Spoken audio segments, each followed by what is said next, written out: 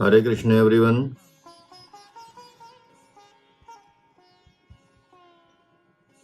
चलिए मंत्र बोलेंगे, सब लोग अपना माइक ऑन कर लेंगे। ओम सहना भवतु, ताकि सबके मंत्र सुनाई दें। और ये मंत्र याद भी रखना है आपको। आवाज आ रही है? हाँ जी, आ रही है। हरे कृष्णा। हरे कृष्ण हरे कृष्ण। आचार्य जी। जी। चलिए सीधे बैठ जाएंगे, कमर गर्दन सीधी रखेंगे, आंखें बंद करेंगे जेंटली, और इनहेल करेंगे। ओम सहना भवतु, सहनौ भुनक्तु, सह वीर्यं करवावहै, तेजस्विनावधीतमस्तु मा विद्विषावहै। ओम शांति शांति शांति। आचार्य जी, इसका अर्थ भी बताएंगे आप? Gently open your eyes. नमस्ते। आप नहीं थे क्या क्लास में पिछली बार? थी, लेट आई थी 10 मिनट।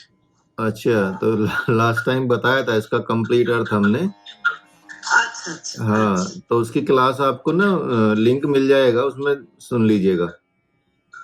ठीक उसको है, ये सारी क्लास यूट्यूब पे, उस पे यूट्यूब पे भी डाल रहे हैं, फेसबुक पे भी मिल जाएगी आपको। तो उसमें कंप्लीट डिटेल अर्थ, मतलब लगभग 15-20 मिनट इसी का अर्थ चला है, तो उसमें पूरा एक्सप्लेन किया हुआ है। और फिर भी अगर कोई समस्या होगी तो बता दीजिएगा, वो बता देंगे दोबारा। बहुत सुंदर अर्थ है इसका, और सब एक बार समझ लेंगे उसको तो अच्छा रहेगा। जी सर। चलिए तो धन्यवाद। ठीक है, अभी से अब आपके थोड़े थोड़े क्वेश्चन भी शुरू होंगे, तो सब चीजें ध्यान से सुनते रहिएगा। मतलब कभी कभी किसी से क्वेश्चन पूछे भी जाएंगे। और अध्याय 2 के 11वें श्लोक से, अब आपको एक वीक में 2 क्लास होती है ना, तो एक वीक में 2 श्लोक भी याद करने हैं आपको। एक वीक में 2 क्लास होती हैं, तो हर क्लास के हिसाब से एक श्लोक आपको याद करना है। वो और सिर्फ भगवान के बोले हुए श्लोक याद करने हैं।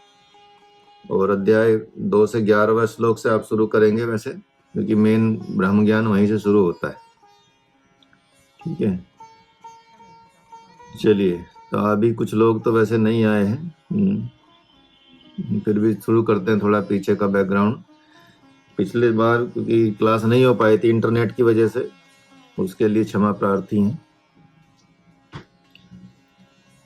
यहाँ बात की गई थी कि जो 14वें श्लोक में भगवान ने बोला था, मात्रा स्पर्शास्तु कौन्तेय शीतोष्ण सुख दुखदा। इसमें भारत और कौन्तेय 2 शब्द का इस्तेमाल किया था। और भगवान ने कहा था कि कौन्तेय, सर्दी गर्मी और सुख दुख ये सब क्या है? इंद्रियां, ये इंद्रियों के विषय हैं। जो हमको सर्दी गर्मी लगती है, सुख दुख होता है, ये सब हमारी इंद्रियों का ही कारण होता है। तो मान सम्मान हो गया, माता पिता हो गए, बाल बच्चे हो गए, ये सब उन्होंने, भगवान ने बताया, ये सब प्रकृति के अंग है। और प्रकृति का जो भी अंग होता है वो आने जाने वाला होता है। जो भी प्रकृति दिखती है, प्रकृति मतलब बेसिकली प्रकृति की यदि डेफिनेशन देखी जाए तो ये प्रकृति नहीं है, विकृति है। विकृति इसलिए है क्योंकि जब प्रकृति होती है तो अपनी समअवस्था में होती है। समअवस्था का मतलब होता है प्रकृति में 3 गुण विद्यमान होते हैं, सात्विक, राजसिक और तमस। ये तीनों गुण इक्वल फॉर्म में होते हैं, सत्व, रज और तम। ये तीनों इक्वल फॉर्म में होते हैं, तो उसी को हम प्रकृति बोलते हैं। लेकिन जब इसमें चेंजेज होते हैं तो इनमें जो भी प्रकृति की चीजें आप देखते हैं वो निर्माण होता है।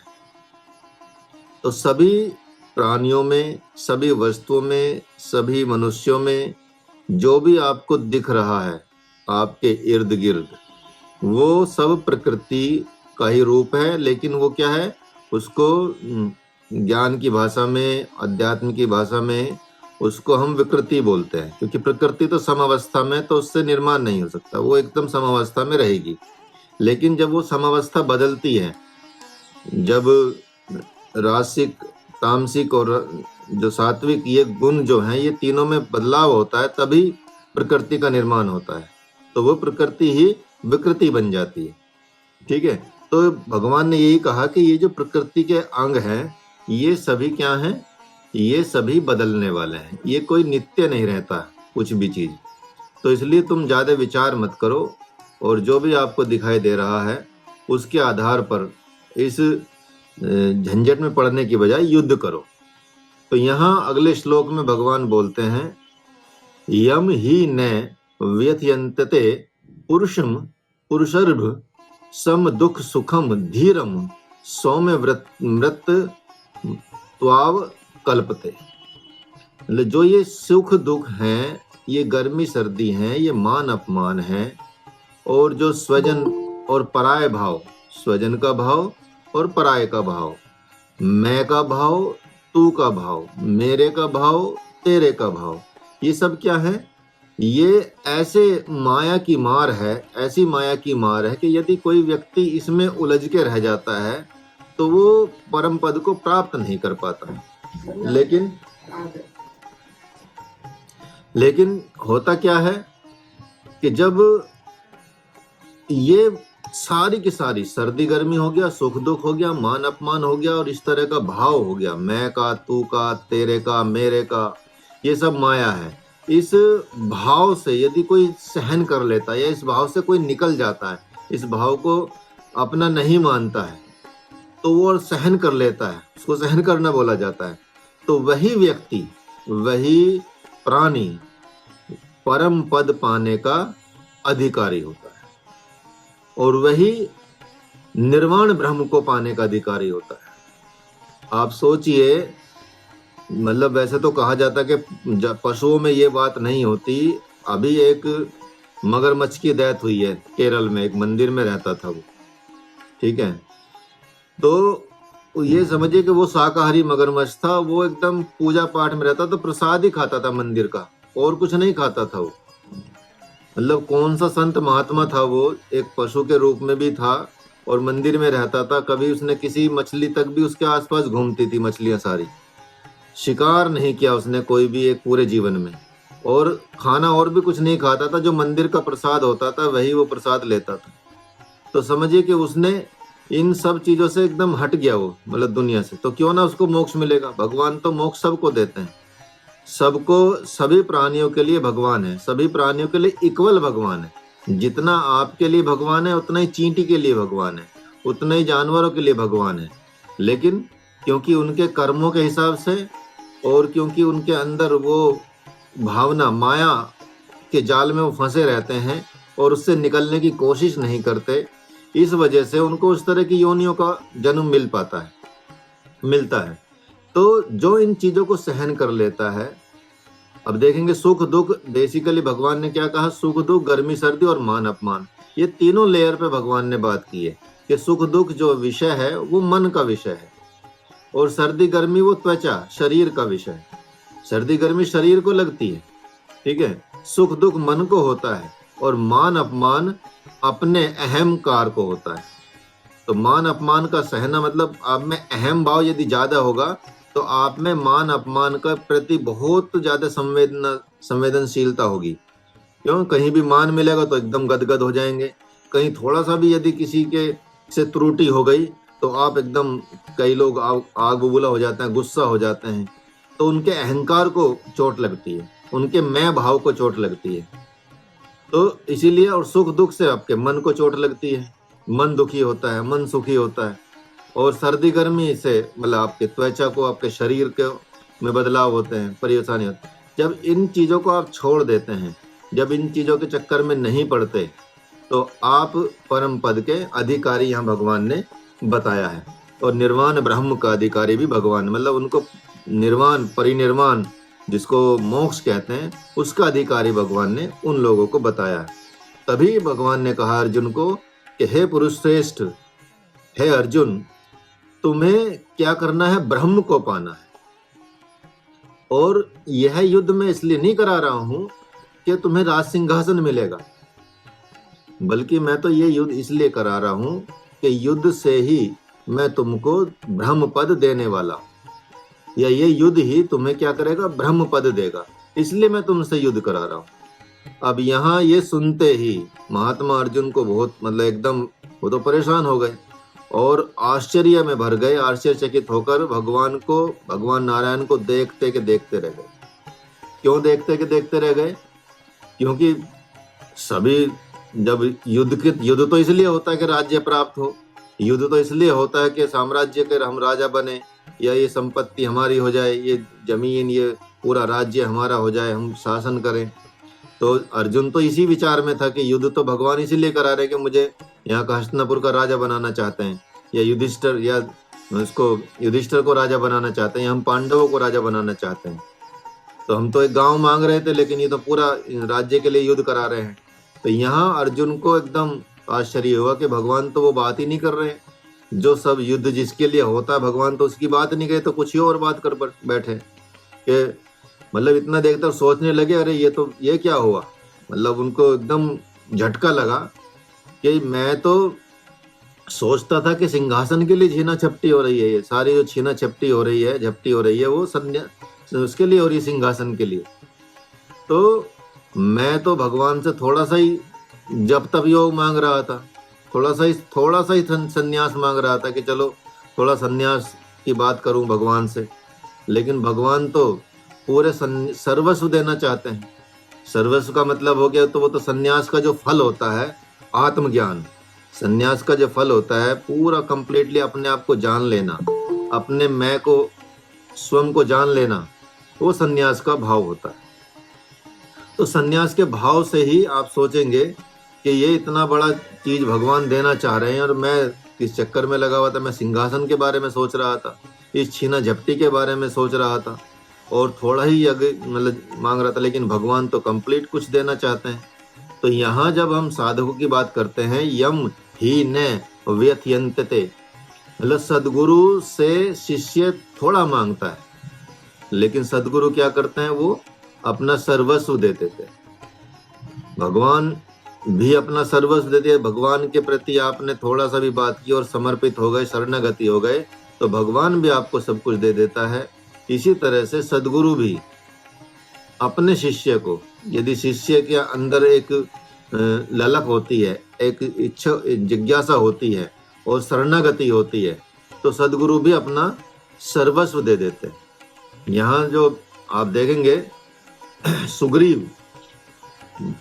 सुग्रीव ने थोड़ी सी शरणागति मांगी थी भगवान से और रक्षा की गुहार लगाई थी, लेकिन वो सोचते थे कि वे जानते थे कि यदि भगवान श्री राम मुझे अपने साथ रख लेंगे तो मेरी जान बच जाएगी, ये उनके विचार थे, और बाली से मेरी रक्षा कर लेंगे।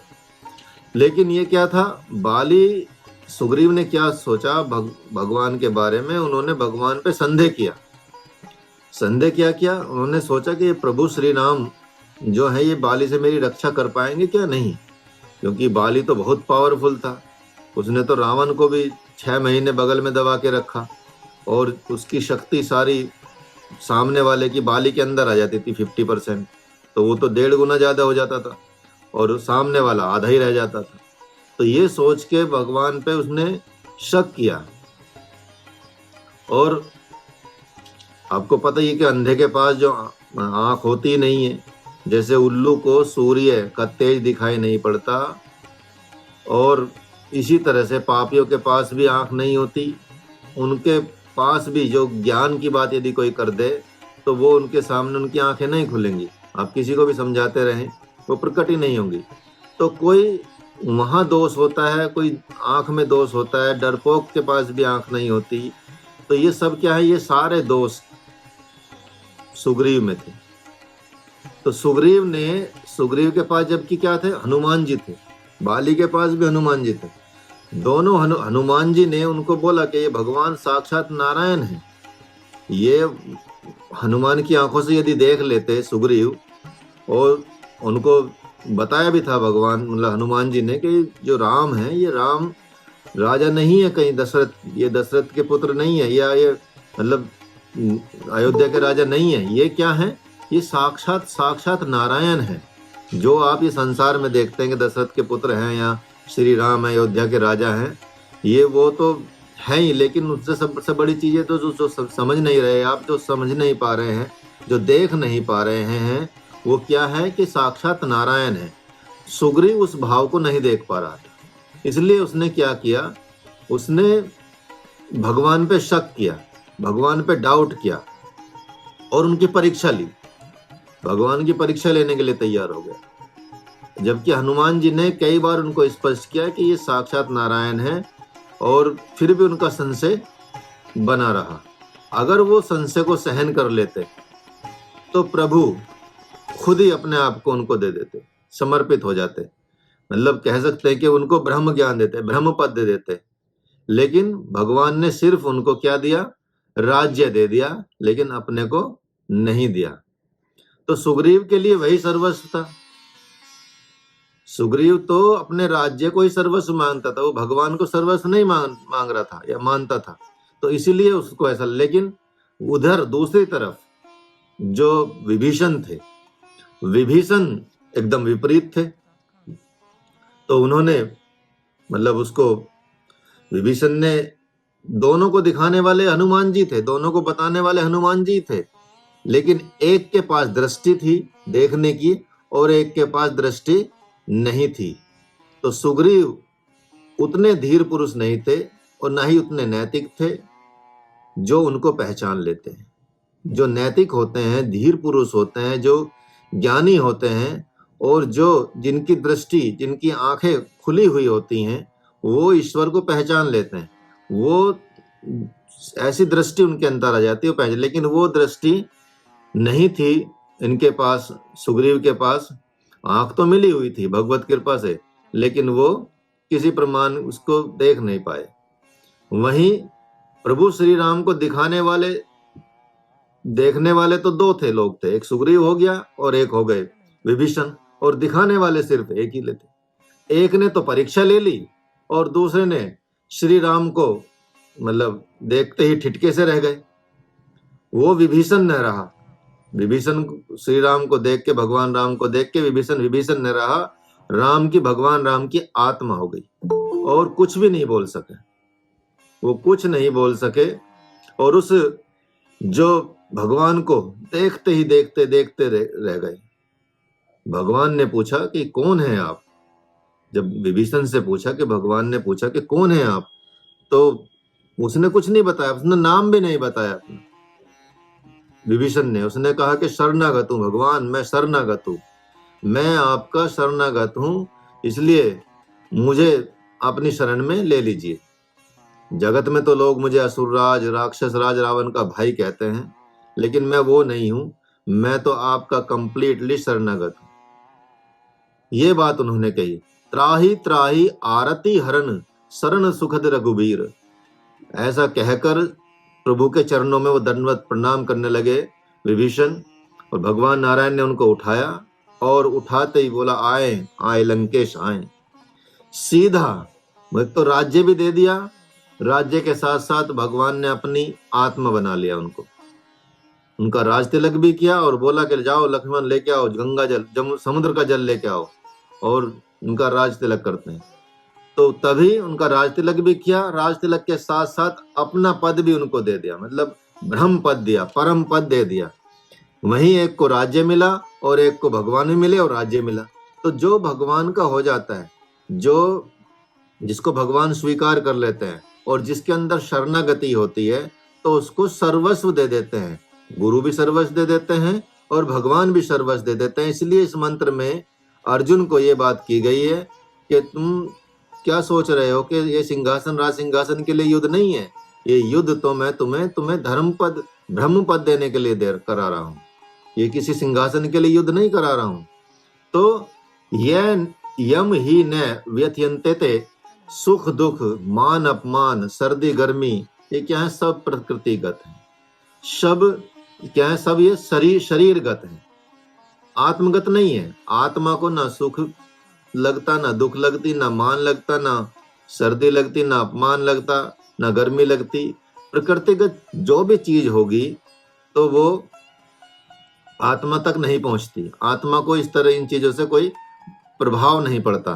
भगवान ने कहा है नैनम छिदन्ति उस श्लोक में कि कोई शरीर इसको आत्मा को काट नहीं सकता, कोई सुखा नहीं सकता, कोई जला नहीं सकता, कोई विभाजन नहीं कर सकता। इस पे मतलब कोई प्रभाव नहीं पड़ता, क्योंकि आत्मा ही परमात्मा। ये सब शरीर के विषय हैं। सर्दी गर्मी, सुख दुख, मान अपमान, पराया भाव, स्वजन भाव, ये सब शरीर के विषय हैं। शरीर तक ही ये सीमित है। तो जो आत्मरूप होकर इनको सहन कर लेता है और शरीरगत नहीं होता, तो वो जितने भी उसके अंदर विकार होते हैं वो खत्म हो जाते हैं।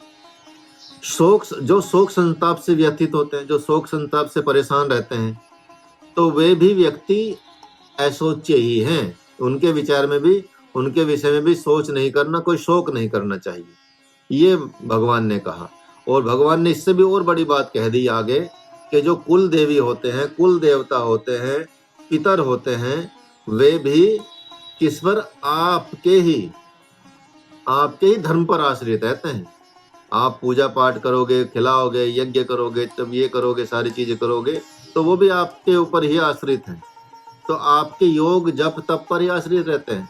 फिर वो भी असोच्य ही है इस विचार से देखा जाए तो उनके लिए भी क्या शोक संताप करना। मतलब भगवान सब चीजों से उनको हटा के सिर्फ एक आत्मज्ञानी होने के, आत्मज्ञान उनके अंदर उतारना चाहते हैं। तो श्रेष्ठ पुरुष और कनिष्ठ पुरुष दो तरह के लोग होते हैं। श्रेष्ठ लोग होते हैं और जो निम्न लोग होते हैं। ये दो तरह के पुरुष की श्रेणियां भगवान ने बताई हैं। तो जो पशु पक्षियों की तरह जो जीवन जीते हैं, खाना पीना, सोना, लड़ना, झगड़ना, इस तरह की उस चीजों में अटके रहते हैं, तो उनकी भगवान बोले उनकी बात क्या करनी है। वे तो नारकीय प्राणी होते हैं, जो सिर्फ इसी चक्कर में लगे रहते हैं कि क्या खाएं, क्या पियाएं, कैसे सोएं, हमारा नींद पूरी नहीं हुई, ये पूरा नहीं हुआ, लड़ते झगड़ते रहते हैं। तो ये कनिष्ठ प्राणियों में आते हैं। कीट पतंगे भी कनिष्ठ प्राणियों में आते हैं, पशु पक्षी भी कनिष्ठ प्राणियों में आते हैं। और जिनके लिए सर्दी गर्मी, सुख दुख, मान अपमान सहन करना उनकी विवशता है। लेकिन जहां जो श्रेष्ठ पुरुष होते हैं, जो श्रेष्ठ लोग होते हैं, जिनके सामर्थ्य भी है, मान लिया आप बहुत रिच हैं, आप सुबह चारपाई पर लेटे रहते हैं, पलंग पर लेटे रहे, साधन भी हैं आपके पास चारों तरफ, नौकर चाकर भी हैं, जाड़े का मौसम भी है, बहुत बड़ी प्यारी नींद भी होती है। लेकिन जो श्रेष्ठ पुरुष होते हैं तो भी वे उस नींद के सुख को सहन करते हैं, और जागने में जो होने वाला दुख है उसको सहन करते हैं। अर्थात क्या करते हैं? वो सुख का त्याग करते हैं, जबकि वो उनके वो उनकी मर्जी है। वो सो सकते हैं देर तक, वो अपने पूरा सुख पूर्वक जीवन जी सकते हैं, लेकिन उनको क्या जरूरत है कि सुबह सुबह उठे 5 बजे 4 बजे भोर में एकदम ब्रह्म मुहूर्त में उठ के वो यज्ञ तप योग वगैरह करें। तो उनको जरूरत नहीं, उनकी कोई व्यवस्था नहीं है। ये उनकी सहजता होती है। क्यों होती है सहजता? क्योंकि वो श्रेष्ठ पुरुष हैं, महत बुद्धि वाले हैं।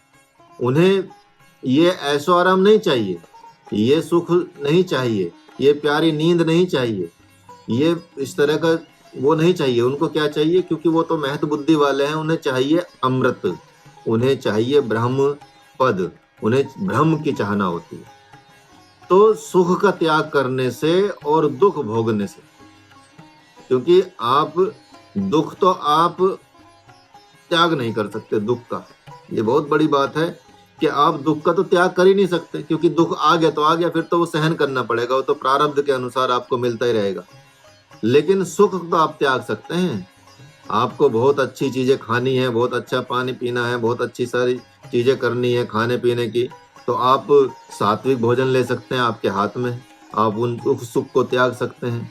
आपको बाहर खाने का बहुत शौक है तो आप बाहर को कम कर सकते हैं और घर में खा सकते हैं। तो जितना आप सात्विक भोजन खाएंगे, जितना आप उत्तम शरीर के लिए जो सर्वश्रेष्ठ भोजन होता है वो करेंगे, तो आपका जो चिंतन है वो बढ़ता चला जाएगा। दिन प्रतिदिन बढ़ता चला जाएगा, दिन रात रात चौगनी तरक्की करता चला जाएगा वो आपका चिंतन। तो इसलिए क्योंकि जो शरीर से अलग हो जाते हैं, शरीर से अलग का होने का मतलब ये है कि जो शरीर को ज्यादा इंपॉर्टेंस नहीं देते, सिर्फ एक साधन मात्र मानते हैं, एक यंत्र मात्र मानते हैं, और यंत्र का प्रयोग करने के लिए सिर्फ उतना ही उसका ध्यान रखा जाता है कि भाई ये मशीन इतनी चलती रहे, ज्यादा देर तक चले, इससे हमको ये उद्देश्य लक्ष्य की प्राप्ति करनी है। तो इसीलिए उसकी मतलब उसको रिपेयर की जाती है, उसको ठीक की जाती है, उसको उसके अंदर जो भी उसकी चीजें हैं, फूड या जो उसका फ्यूल होता है वो दिया जाता है। ठीक है, तो इसी तरह से शरीर को भी मानना चाहिए। शरीर से आपको बड़ी चीज प्राप्त करनी है, शरीर आपका यंत्र है। जब शरीर आपका यंत्र है तो इससे आप बहुत बड़ी चीज प्राप्त कर सकते हो। और बड़ी चीज क्या है? ब्रह्म पद। बड़ी चीज क्या है? ब्रह्म ज्ञान। बड़ी चीज क्या है? आत्मज्ञान। बड़ी चीज क्या है? आत्मचिंतन, ईश्वर की प्राप्ति, परम पद की प्राप्ति। ये सबसे बड़ी चीज है, शरीरगत नहीं है। ये आपकी ऐसी उपलब्धि है कि आपके जन्म जन्मांतरों तक ये बनी रहेगी। शरीरगत चीजें क्या है? प्रकृतिगत चीजें ये तो नाशवन है और ये कुछ टाइम तक ही बनी रहती हैं। इसलिए जब इस भाव में चले जाते हैं आप, इस तरह की चीजों को चले जाते हैं, जैसे स्वप्न में क्या होता है, दृष्टा कैसे बना जाता है? दृष्टा जो आत्मा है, आत्मा भी दृष्टा, वो देखती है सिर्फ आपको कि क्या हो रहा है, कैसे घटना घट रही है। जैसे आप स्वप्न में जाते हैं तो स्वप्न में आप देखते हैं, और चाहे उसमें भी आप इन्वॉल्व भी रहें, लेकिन आपको दिख रहा है ना स्वप्न, तो जिसको दिख रहा है तो आप दृष्टा हो गए। और जब स्वप्न टूट जाता है तो आपका कोई ऐसा वहां लगाव नहीं होता, ऐसा कोई इन्वॉल्वमेंट ज्यादा नहीं होती, और भूल भी जाते हैं, तो वो एकदम डिस्कनेक्ट हो जाते हैं उससे, और आपको कोई प्रभाव नहीं पड़ता।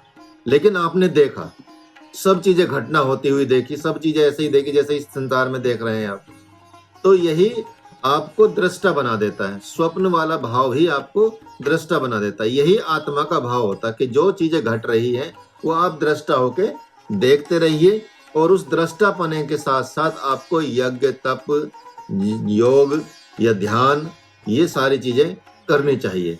तो शरीर को फिर गर्मी सर्दी का ज्यादा आभास होगा ही नहीं, क्योंकि वो शरीर का विषय है। तो जब आप डिस्कनेक्ट होते हैं, इसलिए आप देखेंगे बड़े बड़े योगी एक एक कपड़ों में रहते हैं, और सर्दियों तक में भी ऐसे ही रहते हैं। यहाँ तक कि बर्फ की चोटियों में भी वो एक सिंगल कपड़ों में रहते हैं, योग करते हैं, जप करते हैं, तप करते हैं, और शरीर को ज्यादा इतना महत्व नहीं देते। शरीर को सिर्फ भगवान प्राप्ति के लिए महत्व देते हैं। जैसे ही शरीर को भगवान मिलता है तो शरीर से संबंध उनका हट जाता है, फिर वो कनेक्ट रहते हैं जीवन भर उन्हीं से। और फिर अंततः भी वो पहचान जाता है कि मैं तो मनुष्य नहीं हूँ, शरीर नहीं हूँ, मैं तो साक्षात ब्रह्म हूँ, साक्षात आत्मा हूँ, और वही स्वरूप हो जाता है। ठीक है, तो दुख भोगने से तन मन तन वचन क्या होता है? निर्मल हो जाता है। इसी को तप बोलते हैं। जब आप दुख सहन करके, दुख का मतलब हो गया सुबह उठ के, यदि आप 4 बजे उठ के अपना शौच आदि से निवृत्त होके और योग करते हैं, ध्यान करते हैं, प्राणायाम करते हैं, भगवान भजन करते हैं 2-3 घंटे, जब सब 7 बजे के आसपास आपका काम शुरू होएगा घर का, तो 3 घंटे आपने 2-3 घंटे आपने इस तरह का आपने कर लिया, तो आपका देखिए, आप तप करके, जैसे सोने को तपा के उसकी इम्प्योरिटी खत्म की जाती है और एकदम प्योर 24 कैरेट गोल्ड बन जाता है, इसी तरह से आप भी स्वर्ण की तरह चमक जाएंगे। इसी तरह से तप के, इसको तप बोलते हैं, जो दुख इस तरह का जो दुख भोगा जाता है। और फिर क्योंकि सुख का त्याग करके भोग रहे हैं, इसलिए भगवान और ज्यादा आपको अच्छा परिणाम देते हैं। भगवान और कई गुना फल आपको उस सुख दुख भोगने का देते हैं, क्योंकि दुख किसके लिए भोग रहे हैं? भगवान प्राप्ति के लिए। तो भगवान और जल्दी तेज गति से आपकी तरफ जाते हैं। वो तो वेट करते रहते हैं कि कब बुलाए ये मेरा बच्चा, कब ये प्राणी या कोई संसार जितने मेरी संतानें हैं, जो भगवान ने पहले भी कहा कि ये अर्जुन को कि तुम अपने परिवार के बारे में मोह कर रहे हो, मेरे तो सारे ही परिवार हैं, मेरे तो सारे ही बच्चे हैं, चाहे कीट पतंगे हों, पशु पक्षी हों, मनुष्य हों, ये सामने मेरी नारायणी सेना है, ये सब मेरे बच्चे ही हैं। तो भगवान तो अपने बच्चों के लिए एकदम तैयार रहते हैं, जैसे माँ बाप अपने बच्चों के लिए तो तैयार रहते हैं, बस एक बार बुलाएं तो सही। जैसे बच्चा पहली बार माँ बुलाता है तो कितना अच्छा लगता है, पहली बार पापा बुलाता है तो कितना अच्छा लगता है, उसी तरह को भगवान को भी अच्छा लगता है जब हम भगवान को बुलाते हैं। बार बार भगवान को याद करते हैं तो कितना प्यारा लगता है। तो वो भगवान उसको समझते हैं उनको, और वो यही चाहते हैं कि मुझे बुलाए, और जैसे ही मुझे बुलाएंगे तो मैं दौड़ के आऊंगा इसके पास। तो वो चित्त में ध्यान में रखना पड़ता है, और उसमें जिसके चित्त में सुख नहीं रहता, दुख रहता है, उसको जल्दी से ब्रह्म पद मिल जाता है। दुख का मतलब ये नहीं कि जो मतलब दुखी होकर बैठ जाएं, वो वाला दुख नहीं बात कर रहे हैं। जो आप सहन करते हैं, जो आप सुख प्राप्त कर सकते थे जिस समय, और उस समय आप वो सुख नहीं ले रहे हैं, उसको, उस दुख की बात कर रहे हैं। ठीक है, तो सम दुख धीरम, सम दुख सुखम धीरम। धीर पुरुष जो है, धीर पुरुष दुख और सुख को समान समझता है। समत्व योग उच्यते, भगवान ने कहा है, आगे के श्लोक में कहेंगे। क्योंकि धीर पुरुष जो होते हैं, धीर पुरुष धैर्य रखने वाले, सुख को और दुख को वो एकदम समान समझते हैं, और उसके बाद भी दुख को भोगते हैं और सुख का त्याग करते हैं। क्यों करते हैं? क्योंकि आध्यात्मिक दृष्टि से तो सुख का परिणाम दुख ही होता है। सांसारिक दृष्टि तो सुख का परिणाम सुख ही दिखेगा आपको, लेकिन आध्यात्मिक दृष्टि से देखा जाएगा तो सुख का परिणाम भी दुख ही होता है। जिसमें हमको आज सुखी मिल रही है, उसके खत्म होने से, उसके ना रहने से दुख मिलेगा। उसके जाने से, उसके छूटने से, उसमें विकार आने से दुख ही मिलता है, जिस चीज से हमको सुख मिल रहा है। तो इसी प्रकार जो सत्य असत्य को समान समझता है और असत्य का त्याग कर देता है और सत्य का पालन करता है, तो वही ब्रह्म पद का अधिकारी होता है। तो जो ज्ञान योगी होते हैं, ज्ञान योगी ही क्या कहा गया है? धीर पुरुष किसको कहा गया? ज्ञान योगी को। जो ज्ञान प्राप्त करना चाहता है, तो वो क्या होता है? दुख के आने पर कभी परेशान नहीं होता, ना मोहित होता, घबराता नहीं, बल्कि उस दुख को क्या करता है? उस दुख को अपना ही संकल्प समझकर नमस्कार कर लेता है और प्रेम पूर्वक भोगता। क्यों भोगता है? क्योंकि वह सोचता है कि मैंने इस शरीर में रहते हुए, इस शरीर के भाव से रहते हुए, कभी कभी अज्ञान अवस्था में, कभी सुख की इच्छा से किसी दूसरों को सताया होगा और दूसरों से छीना झपटी करके कुछ धन कमाया होगा। अब उन सब की आहा द्वारा मुझे दुख का शाप मिल रहा है, तो वही प्रकट हो रहा है। तो अब उसके भोगने का समय आ गया है, तो अब इस दुख को मैं प्रेम पूर्वक भोगूंगा। और सुख इसलिए त्याग देता है क्योंकि वो समझ जाता है कि भाई सुख, जो सुख की कामना से मैंने कभी योग नहीं किया, जप नहीं किया, तप नहीं किया था, या जो मैंने ये सब चीजें पहले की है, तो उसका मुझे ये परिणाम मिल रहा है। तो ये दोनों चीजें मुझे कर्म के परिणाम से मिलती है।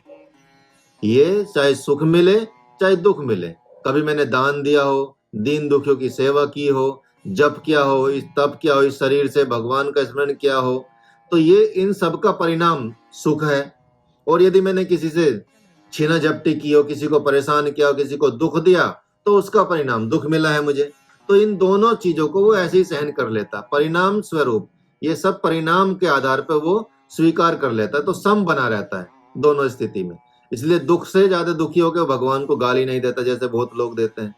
ठीक है, कि इतना दुख दे दिया भगवान ने मुझे, क्योंकि उनको नहीं पता ना, भगवान ने पहले ही कहा कि हे अर्जुन, देखो तुम नहीं जानते, ये राजा लोग और हम लोग, ऐसा नहीं कि ये पहले नहीं थे और आगे नहीं रहेंगे।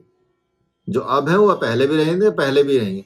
तो मैं तो सबको जानता हूं, मैं पिछले जन्मों के इनके सबके कर्मों को भी जानता हूं, इस जन्म के भी जानता हूं, और आगे क्या होगा वो भी मैं जानता हूं। तो मैं तो तीनों कालों में या तीनों लोकों में ऐसा कुछ नहीं जिसको मैं ना जानता हूं।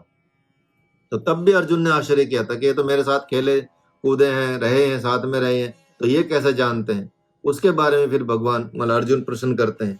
तो वही परिणाम को देखते हुए कि सब हम तो नहीं जानते अपने जीवन में हमने क्या परिणाम किए, क्या कर्म किए, क्योंकि जब तक हमको अज्ञान रूपी उसमें माया में जुड़े रहते हैं, तब हम अज्ञानतावश ऐसे कर्म करते रहते हैं जो हमारे प्रारब्ध बनकर, संचित कर्म बनकर, क्रियामान कर्म बनकर फिर हमको दुख देते हैं। और हमारे प्रारब्ध के अनुसार ही हमको ये प्रारब्ध शरीर मिला है, तो प्रारब्ध के हिसाब से ही हम पूरा अपना कर्म करते रहते हैं।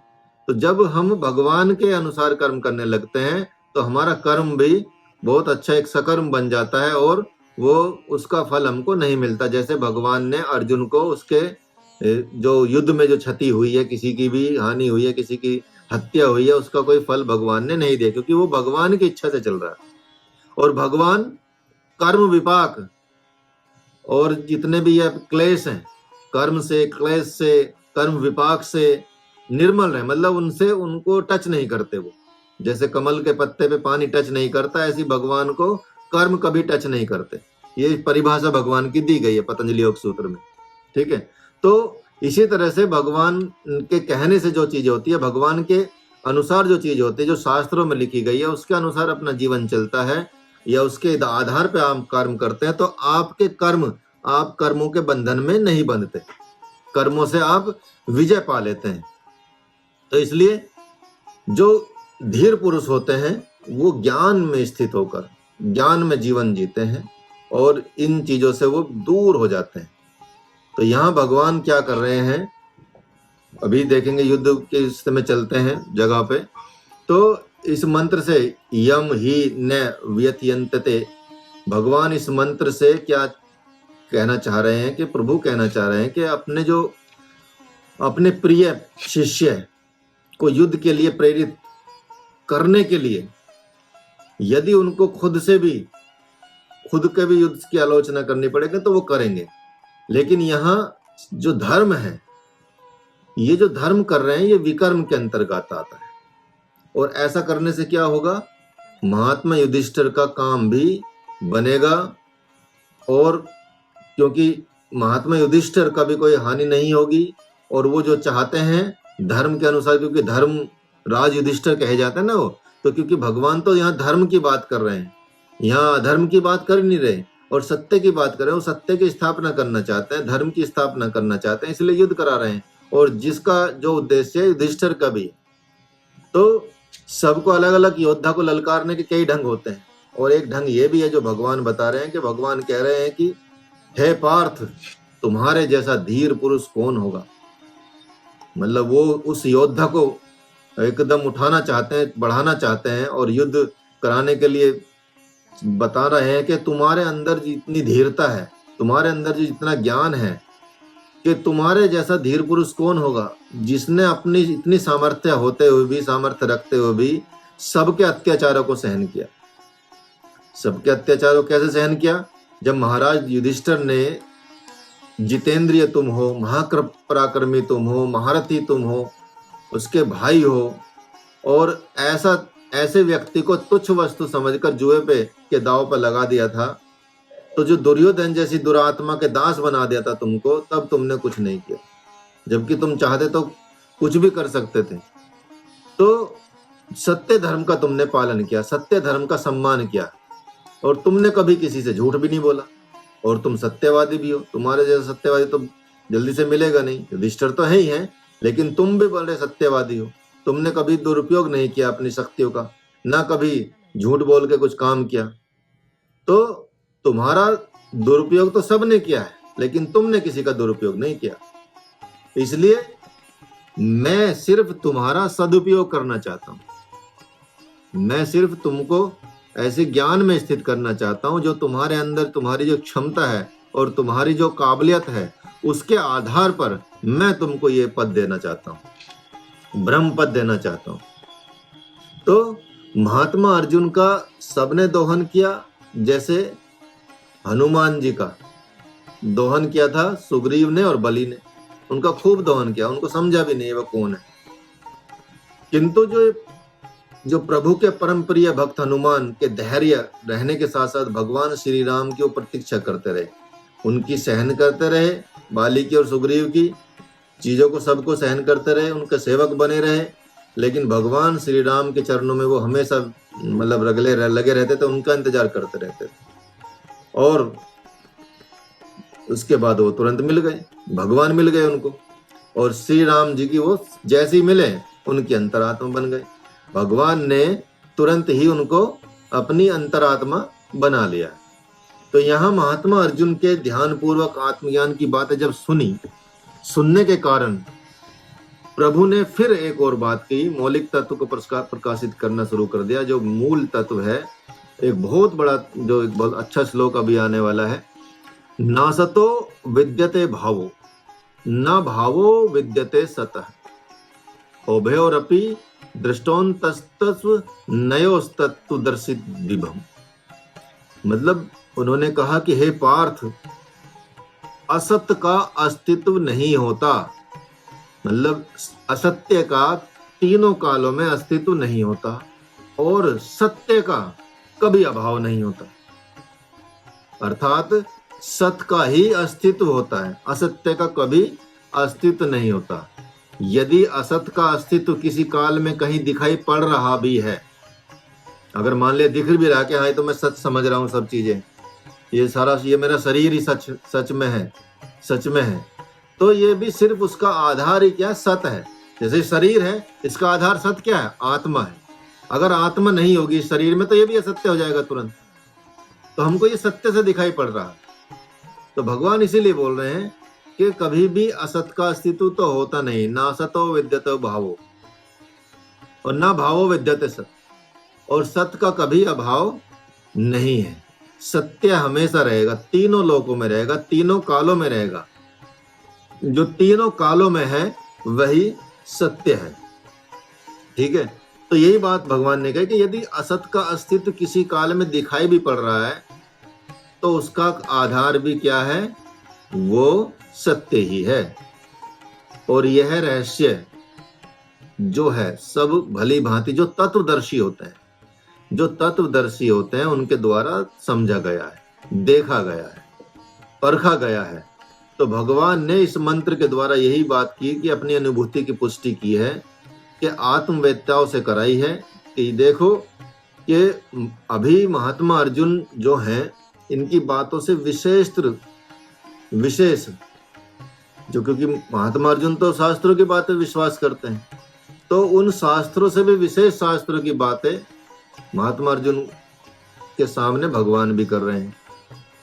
तो जो ऋषि महर्षियों की बातों पे विश्वास था महात्मा अर्जुन को, उन्हीं के आधार पर भगवान भी बता रहे हैं कि भगवान मानो कह रहे हैं कि जो मनमानी बात नहीं कर रहा है कोई भी, और जो शास्त्रों की बात कर रहा है तो वह तत्वदर्शी।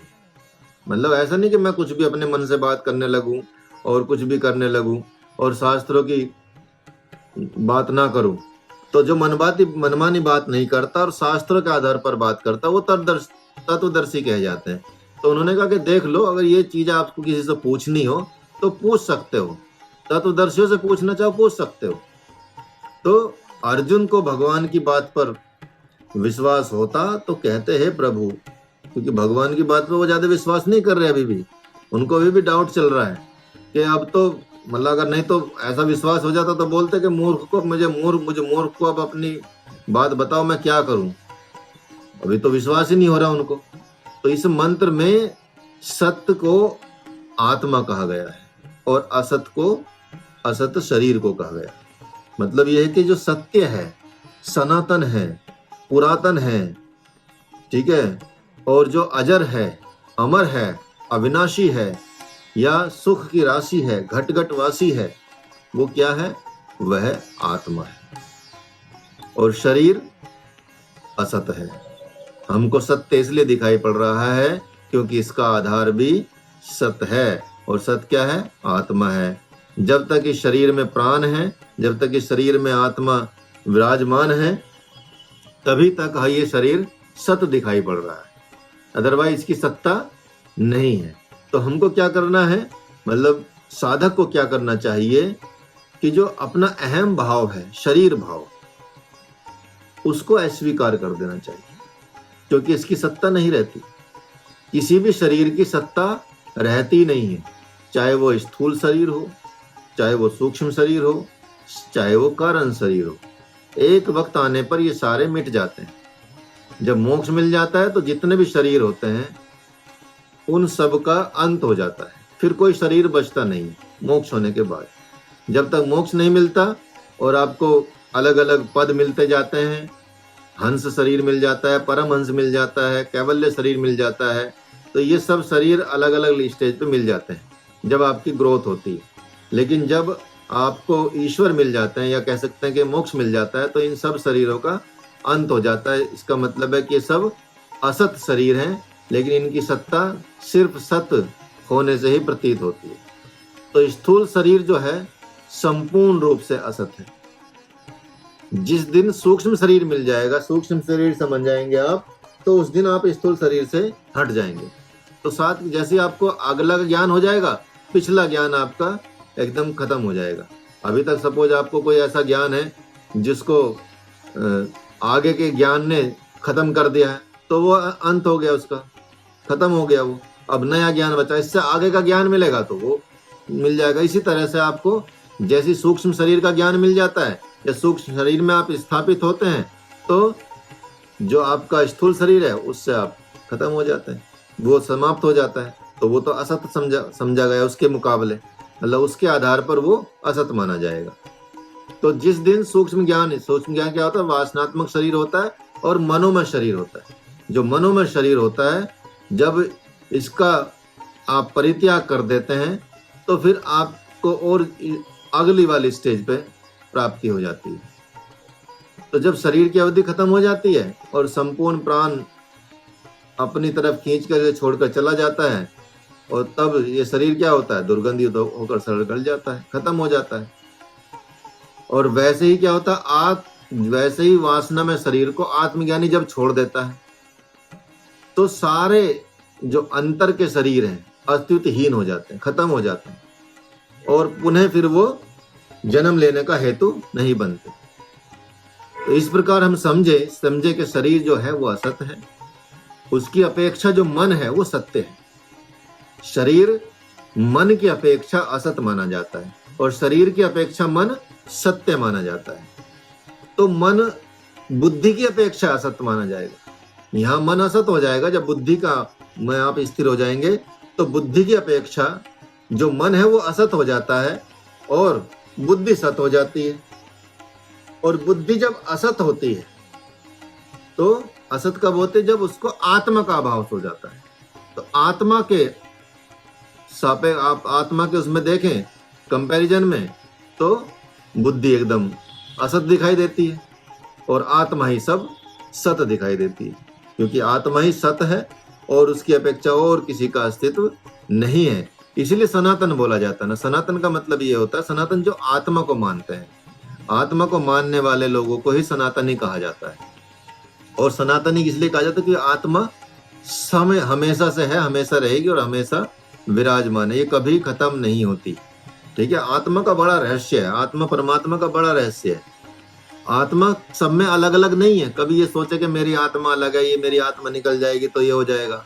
भगवान ने पहले ही बोल दिया कि आत्मा तो कोई काट ही नहीं सकता, कोई छेद नहीं सकता, कोई डिवाइड नहीं कर सकता, कोई जला नहीं सकता, कोई विभाजन नहीं कर सकता, कोई सुखा नहीं सकता, कोई गीला नहीं कर सकता।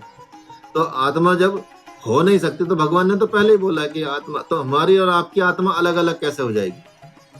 वो तो ऐसे ही है जैसे मैं यहाँ लखनऊ में बैठा हूँ और लखनऊ से आप कहीं शिमला में बैठे हैं, कहीं पुणे में बैठे हैं, कहीं बम्बई में, कोई महाराष्ट्र में, कोई कहीं बैठा है, तो सब जगह एक ही आकाश है। आकाश का कोई विभाजन तो है नहीं। तो आकाश से भी जो हजारों लाखों करोड़ों गुना सूक्ष्म तत्व है, वो है आत्मा, वो है परमात्मा। तो वो तो विभाज्य है ही नहीं, वो तो हर जगह एक ही है। भगवान ने आदि शंकराचार्य ने, गुरु आदि शंकराचार्य ने, भगवान आदि शंकराचार्य ने यही तो बात की है। उन्होंने तो समझा इस चीज को कि समझ लिया, अद्वैत की उन्होंने तभी तो घोषणा की है। तो वो तो हर प्राणी में, हर वस्तु में, हर शब्द में, सब में सेम ही आत्मा है। जैसे हर जगह सेम ही आकाश है, इसी तरह से हर जगह सेम ही आत्मा है और सेम ही परमात्मा है। सिर्फ हमारे मनों में शरीर अलग अलग है। मनों में शरीर के आधार पर ही हमारे सब चीजें अलग होती हैं, अदरवाइज ये सब सेम है, एक ही दिखता है। जब ऊपर से देखेंगे तो ये एक दिखता है, इसलिए इसको सत्य माना गया है। तो यही सत्य है, इसलिए सत्य है। नासतो विद्यते भावो। उन्हें दोबारा से इस अर्थ को देख लें कि जो सकाम कर्म होता है, सकाम जिसमें हमारी इच्छा होती है कि इससे हमको प्राप्त होए, उसको सकाम कर्म बोलते हैं। जैसे मान लिया आपने कहीं दान दिया, तो आपकी इच्छा हो कि दान देने से मेरा परिवार अच्छा हो जाएगा, मेरा ये आपकी कामना रहेगी अगर, तो वो काम सकाम हो जाएगा। और यदि आप निष्काम भाव से दान दे रहे हैं, निष्काम भाव, आपने दिया और छोड़ दिया, भूल गए कि भाई मुझे चाहिए नहीं चाहिए, वो भगवान की मर्जी है, जो भगवान करेंगे वो होगा, लेकिन मैं तो दान दे रहा हूं, ये मेरा यहाँ से निकालना ही है मुझे अपना, ठीक है, इतना करना ही है, तो वो दान माना जाता है। उसको हम निष्काम दान मानते हैं या निष्काम कर्म मानते हैं। कोई भी ऐसा कर्म होगा जिसमें आपके कर्म, आपका उसमें उद्देश्य न छिपा हो, आप में उसका लालच न छिपा हो उस कर्म में, तो वही निष्काम कर्म कहा जाता है। और जो निष्काम कर्म हो जाता है वो भगवान को समर्पित हो जाता है, तो उस कर्म का आप पे दोषारोपण नहीं होता, उस कर्म का आपको फल नहीं मिलता। फिर भगवान आपको अपनी आत्मा बना लेते हैं और फिर सब अच्छा ही अच्छा करते हैं। तो इसलिए आज के समय में देखेंगे जो यज्ञ भी कर रहे हैं, दान भी कर रहे हैं या कुछ किसी का भला भी कर रहे हैं, तो पीछे एक विचार चलता रहता है कि चलो हम अच्छा कर रहे हैं और हमारा अच्छा होगा, हमारा परिवार अच्छा होगा, ये चीजें बढ़िया हो जाएंगी, ये हो जाएगा, एक वो उद्देश्य चलता रहता है पीछे की तरफ। तो वो सकाम कर्म हो जाता है जो असत है। मैं यही कहा, सकाम कर्म ही असत कर्म है। तो निष्काम कर्म क्या है? निष्काम कर्म सत्कर्म हो जाता है। इसी तरह से जो पाश्विक और आसुरी कर्म है वो असत है।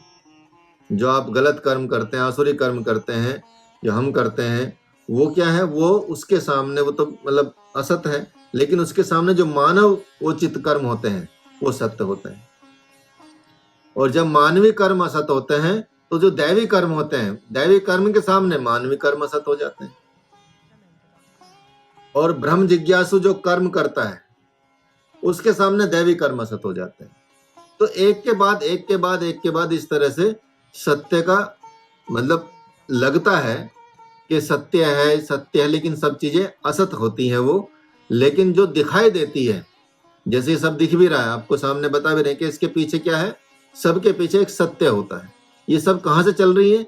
चाहे वो ब्रह्म जिज्ञासु कर्म हो, चाहे वो साधक कर्म हो, चाहे वो सिद्ध कर्म हो, चाहे वो आत्मज्ञानी का कर्म हो, चाहे वो साधना का कर्म हो, चाहे वो किसी भी तरह का कर्म हो, ये सब कर्म किसके आधार पे चल रहे हैं? सिर्फ आत्मा के आधार पे चल रहे हैं। इनका जो आधार है वो हमारी आत्मा है, वो हमारा ईश्वर है, तभी तो चल रहा है, तभी तो हमको ये सब सच जैसा लगता है।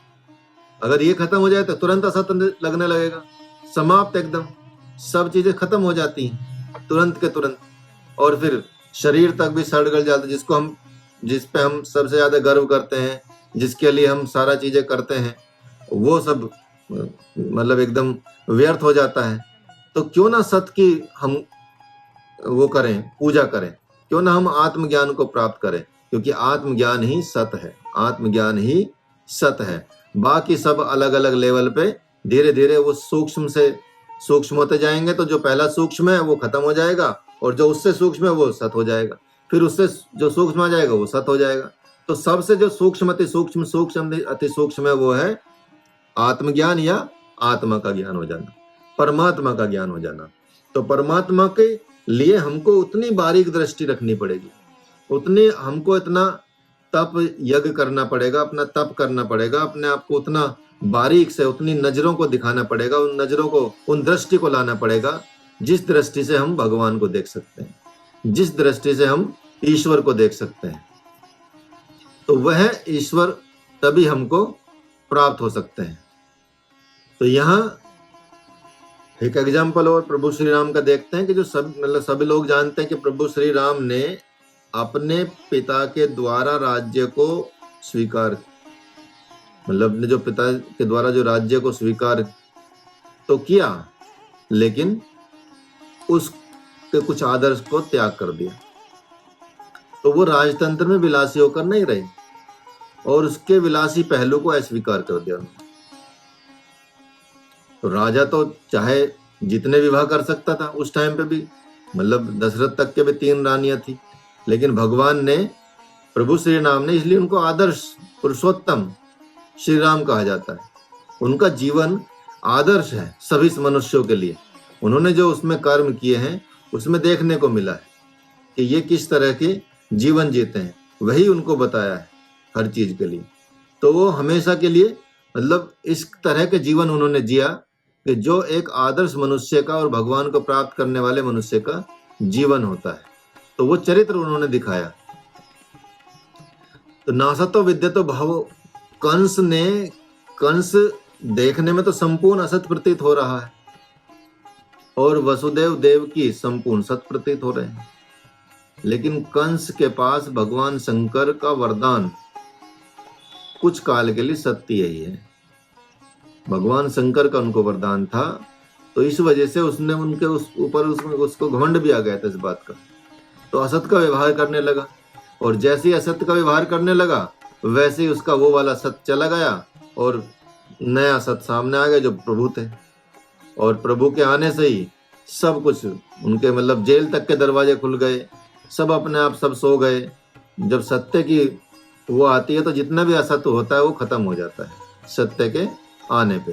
तो ये सब चीजें ना सतो विद्यत भाव का मतलब यही है कि हर जगह पे आप देखेंगे कभी भी सत्य का अभाव नहीं होता और मतलब असत्य कभी होता नहीं और सत्य का कभी अभाव होता नहीं और असत्य का हमेशा अभाव रहता है। कोई भी चीज गलत होगी, झूठी होगी तो कहीं होगी क्या? नहीं होगी। ठीक है, अभी मैं कुछ और बोल दूं कि मेरे पास ये है और जो है नहीं, तो वो तो किसी भी काल में नहीं है, इसका मतलब अभी नहीं है। अगर होगी तो बोलूंगा, लेकिन वो भी परमानेंट नहीं।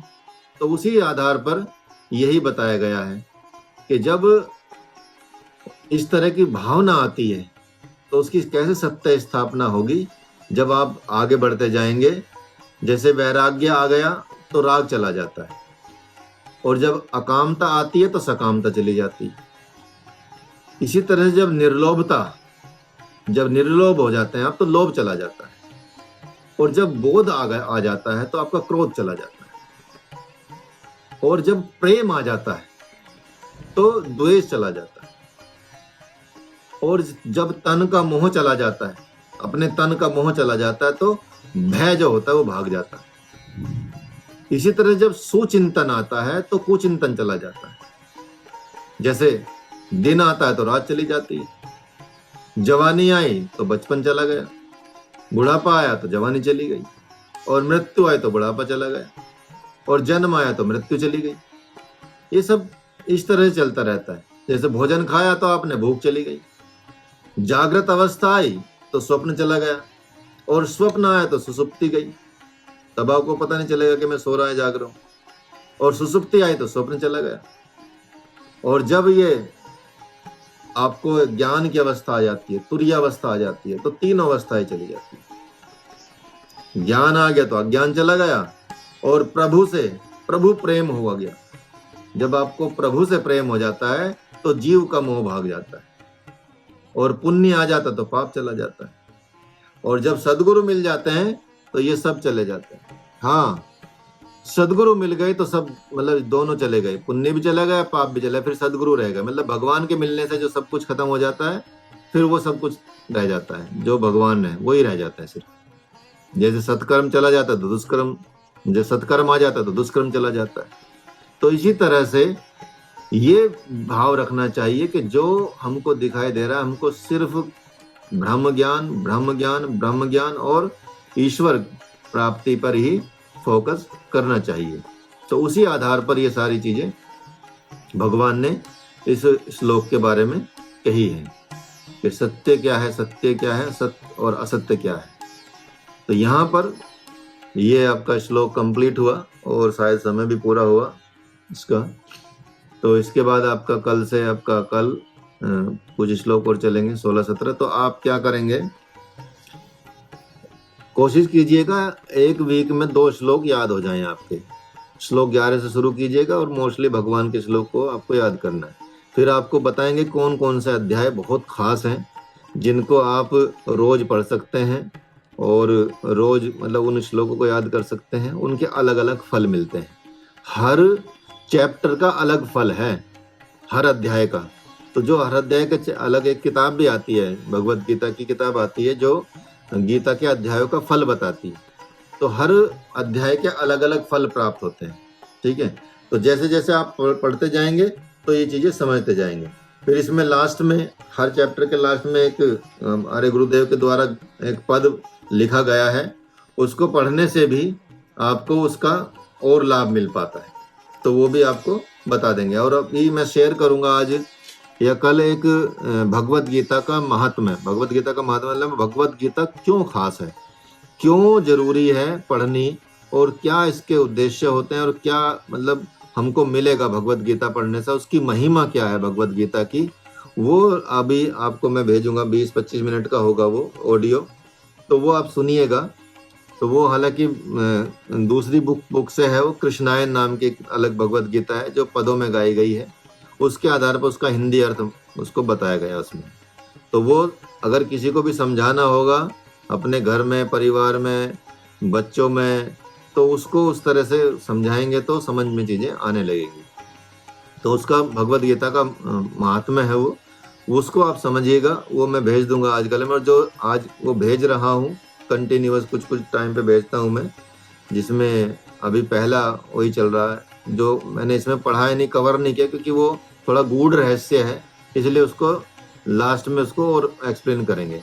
तब तक तो आप सुनते रहेंगे, तो उसमें आपका 2-3 जगह चीजें जैसे जैसे आपको टाइम मिले तब तक सुन लेना, ठीक है। चलिए, तो आज यहीं पे समापन करते हैं, ठीक है। तो किसी को कुछ पूछना हो तो बस पूछिए, पूछेंगे तो ही चीजें अच्छी होंगी। भगवान के सामने कृष्ण अर्जुन ने प्रश्न नहीं किए थे, क्वेश्चन ही पूछे थे, तो ब्रह्म ज्ञान मिला ना, मतलब भगवत गीता आ गई। अगर वो प्रश्न नहीं करता, अर्जुन पूछता नहीं, उसको डाउट नहीं होता चीजों पे, तो उसको कैसे दुनिया को ये भगवत गीता मिलती। तो प्रश्न करने से ही उत्तर आते हैं, चाहे हमको पता भी नहीं होंगे तो हम खोजेंगे फिर, ठीक है, लेकिन आते हैं। आप लोग बहुत सारे शिक्षक लोग होंगे, तो कई बार बच्चे क्वेश्चन पूछ लेते हैं, माँ बाप से पूछ लेते हैं, जिनका माँ बाप के पास जवाब नहीं रहता, लेकिन फिर वो खोजते हैं कि बच्चे में इतना ज्ञान कहाँ से आ गया। तो इसी तरह से अर्जुन ने भी भगवान से प्रश्न ही किए। तो जैसे जैसे आपको लगेगा समझने का, तो आप you can ask, no problem. चलिए, अभी मंत्र का अगर क्वेश्चन नहीं है तो मंत्र के साथ, आज कुछ लोग नहीं आए हैं, शायद सोते रह गए होंगे, ठीक है, 6-7 लोग एब्सेंट हैं। चलिए सीधे बैठ जाइए और गायत्री मंत्र बोलेंगे। और आप लोग भी, जैसे ये शुरू में मैं सत्संग वो चलाता हूँ, ऑडियो चलाता हूँ, तो आप लोग भी सत्संग कर सकते हैं उसके अलावा, मतलब वो हटा के अगर किसी को आता है ये कुछ भजन गाना, तो वो गा सकते हैं आप लोग भी, तो मिलके वो पीछे सब लोग गा सकते हैं, ऐसा भी कर सकते हैं, ठीक है। जब तक कोई लोग ज्वाइन नहीं करते, क्योंकि 2-3 मिनट लगती हैं, 4 मिनट लगती हैं ज्वाइन करते हुए, तो उनका ना छूटे, इसलिए वो चलाने की बात की गई थी। ये सजेशन दिया था उन्होंने, ज्योति जी ने और आशा जी ने, ठीक है, कि थोड़ा लेट हो जाते हैं तो फिर वो चलता रहेगा, तो फिर क्लास बाद में शुरू होती है। तो आप भी इसको सत्संग को कर सकते हैं, मतलब भजन गा सकते हैं, जिसको अगर किसी को भगवान का भजन आता हो, किसी भी भगवान का, मतलब जो को भी आप मानते हैं उसका, कोई दिक्कत नहीं। चलिए सीधे बैठ जाएंगे, गायत्री मंत्र को बोलेंगे, आंखें बंद करेंगे, अपना माइक ऑन कर लीजिए ताकि आवाज भी आए। गायत्री मंत्र बोलेंगे। Close your eyes, inhale. ओम भूर्भुवः स्वः तत्सवितुर्वरेण्यं भर्गो देवस्य धीमहि धियो यो नः प्रचोदयात्। ओम शांति शांति शांति। Gently open your eyes.